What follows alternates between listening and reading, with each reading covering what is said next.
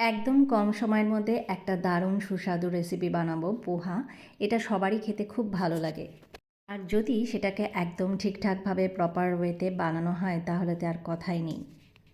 আমি একটু মিডিয়াম সাইজের মোটা চিড়ে নিয়েছি। চিড়েটাকে একটু কিছুক্ষণের জন্য ভিজিয়ে রাখছি।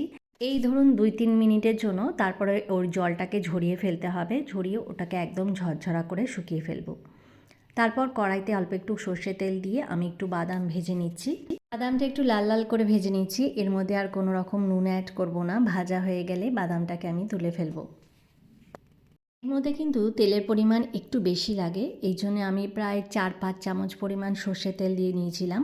আর যদি মনে হয় আপনাদের আরেকটু লাগবে সেক্ষেত্রে দিতে পারেন।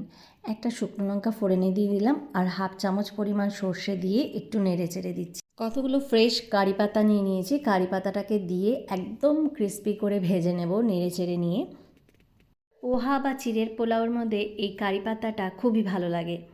ভালো করে ভেজে নেওয়ার পরে আমি 1/2 চামচ পরিমাণ একটু আদা দিয়ে দিয়েছি আর 1/2 চামচ পরিমাণ একটু কুচনো কাঁচা লঙ্কা, আর এখানে একটা গোটা ক্যাপসিকাম ছোট ছোট করে কেটে নিয়েছি আর গ্রেটেড একখানা গাজর। সামান্য একটুখানি হলুদ দিয়ে এটাকে একটু নাড়াচাড়া করে নেব। ক্যাপসিকামটা কিন্তু একটু ক্রাঞ্চি ক্রাঞ্চি লাগবে, এতে খেতে বেশ ভালো লাগবে। একটু মিডিয়াম ফ্লেমে একটু নাড়াচাড়া করে নিতে হবে যাতে করে গাজরটা আর ক্যাপসিকামটা সামান্য একটুখানি মজে আসে। যে চিড়েটাকে আমি জল দিয়ে ঝরিয়ে রেখেছিলাম সেই চিড়েটাকে এবার আমি এর মধ্যে দিয়ে দেব। দেখুন এর মধ্যে কিন্তু এক ফোঁটাও জল নেই, পুরো একদম ড্রাই হয়ে গেছে। চিড়ে দেওয়ার পরে ফ্লেমটা কিন্তু একদম হাই করে দিতে হবে।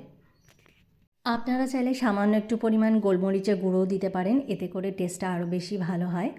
একটু নেড়েচেড়ে ভেজে নেওয়ার পরে এর মধ্যে মনে হচ্ছে আরেকটু হলুদ দরকার, কারণ পোহা বা চিড়ের পোলাওতে একটু সামান্য হলুদ কালার হলে দেখতে বেশ ভালো লাগে। তো এর মধ্যে আমি একটু অল্প করে হলুদ দিয়ে দিচ্ছি ছিটিয়ে। 1 চামচ পরিমাণ আমি এখানে চিনি দিয়ে দেব আর যেই বাদামটা ভেজে রেখেছিলাম সেই বাদামটা এর মধ্যে দিয়ে দেব। ব্যাস, এইবার সবগুলোকে একসাথে মিক্স করলেই তৈরি হয়ে যাবে পোহা বা চিড়ের পোলাও। খেতে কিন্তু দুর্দান্ত। সকালে ব্রেকফাস্টে বলুন বা দুপুরে বা লাঞ্চে, যে কোনো সময় আপনারা এটাকে খেতে পারেন। একদম পেট ভরে যাবে। বা আপনারা বাচ্চাদের টিফিনেও এটাকে দিতে পারেন। এই রেসিপিটা চটজলদি অল্প সময়ের মধ্যে বানানো যায়, আর চিড়ে তো সবসময় বাড়িতে অ্যাভেলেবেল থাকেই। আপনারা বাড়িতে বাচ্চাদের বানিয়ে টিফিনে দিতে পারেন, বা হাজব্যান্ড যখন অফিসে যায় তাকে এই টিফিনটা বানিয়ে দিলে খুবই খুশি হবে।